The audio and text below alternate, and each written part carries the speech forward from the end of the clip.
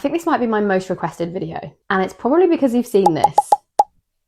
I'm a bit of a coffee snob and I love my flat whites, so let's make one together. These are my favourite cups. They're from Husky. They're the perfect size for a flat white, and the fact that they're wide at the top makes it easiest to do your latte at the end. I always weigh out my beans. The water tank is full. Let's put the beans into the grinder. I've had these beans for a while, so I know exactly the right grind setting, but essentially 18 grams in and you want about 36 grams out. So when you're dialing it in, you just need to change the grind settings coarser or finer until you're getting the exact right amount of espresso coming out. I am not an expert, so maybe look it up on YouTube. I use a funnel to make it easier to catch the ground beans.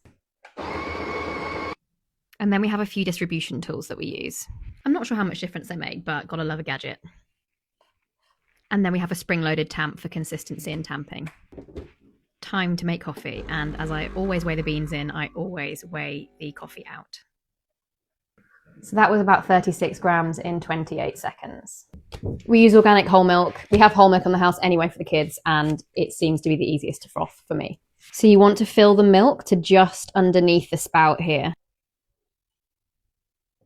To steam, you want the wand at the surface of the milk so it's making kind of a ripping paper noise, and I do this for about 8 seconds. I then move the steam wand down about an inch further into the milk and let it vortex until it's pretty hot to touch with my fingers on the outside of the jug.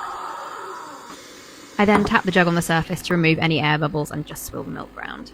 And this is the bit that I really struggle to describe. I tip the cup slightly towards the milk and then swirl in the majority of the milk. I then bring the spout really close to the surface of the coffee and drop it in little drops, pushing it away as I go.